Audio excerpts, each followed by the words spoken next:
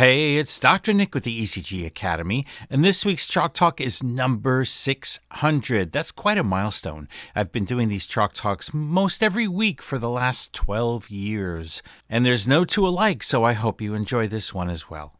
Let's come down to the rhythm strip here, which is in V1. We can see that there is a regular QRS complex, although every now and then there's an FLB, which is a funny-looking beat.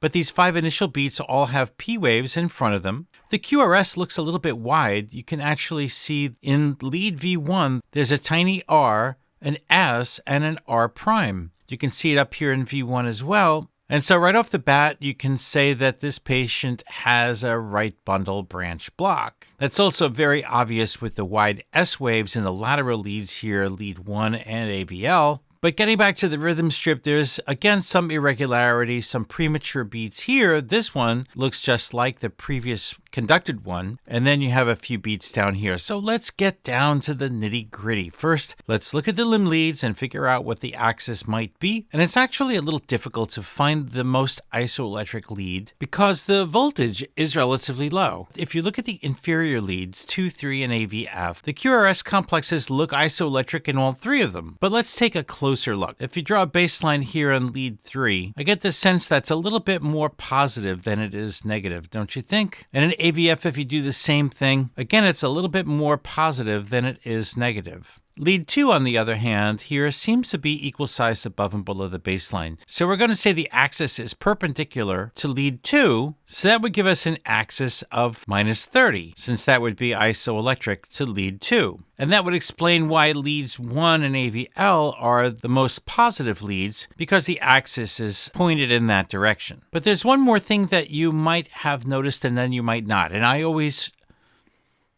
explain to people that when you're reading ECGs for a living, you tend to notice things will jump off the page, and you don't always go in a specific sequence, but you find little things here and there, little subtle findings, and you file them away, and then at the end you put it all together. And what I noticed is that in leads 2, 3, and AVF, the QRS goes down initially, which means that there is a Q wave, and it seems to be pathologic because it's more than 1 box wide, and it takes up a substantial portion of the size the QRS. So aside from a right bundle branch block, we're also going to diagnose an old inferior MI. Okay, now as far as the right bundle branch block is concerned, when you look at V1, let's zoom in a bit. In this beat, there's a very wide negative deflection of the P wave. We can see it again in this beat here, and that goes along with left atrial abnormality. If we scroll over to lead 2, the P wave in lead 2 is very broad. Doesn't really look like an M like P mitrale, but maybe this P wave does.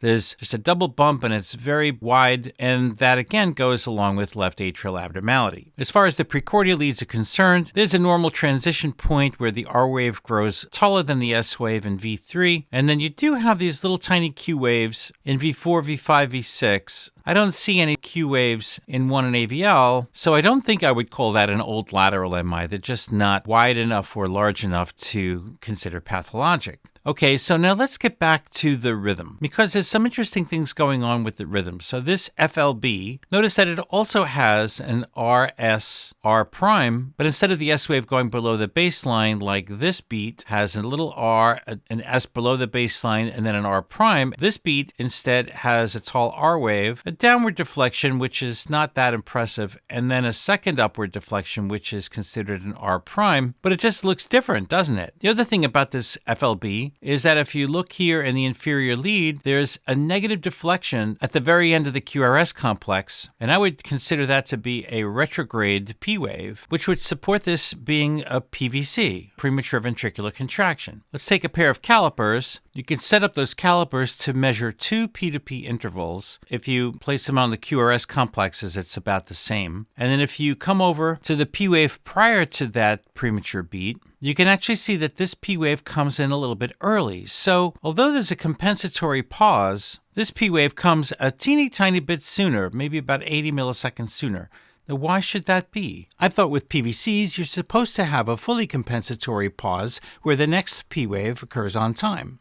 Well, given that there was a retrograde P wave, let's take a look at the P wave timing. So I've set this for the P to P interval here in the prior beat. And if you measure back from this P wave, you can see that this retrograde P wave came earlier than you would expect the sinus beat to occur. So I think that this retrograde P wave traveled up and reset the sinus node, which is why the P wave that follows the PVC comes a little bit early. You see, to have a fully compensatory pause after PVC, the sinus node should fire on time. But if you have a retrograde P wave, then that will disturb the timing of the sinus node. One last thing that I wanted to point out. Again, this premature beat has a P wave in front of it, so that's simply a PAC that conducts with the bundle branch block. But notice something. After this PAC, there is a bit of a pause in the sinus rhythm because the sinus node gets reset and it gets suppressed. And look at this beat. This is really cool because there's no right bundle branch block. This QRS is narrow. So what does that tell us about the right bundle branch block?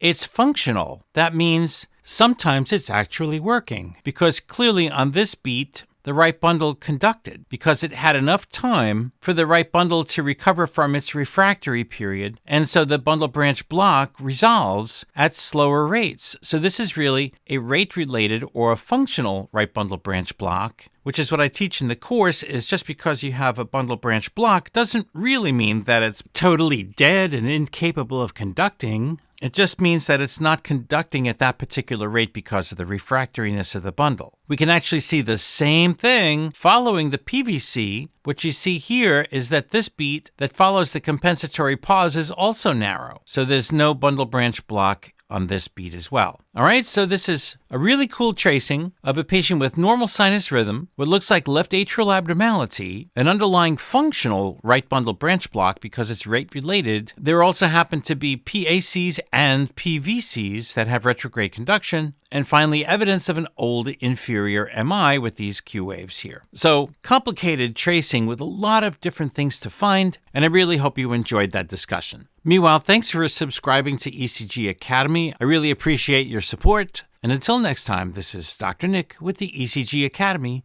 Thanks for watching.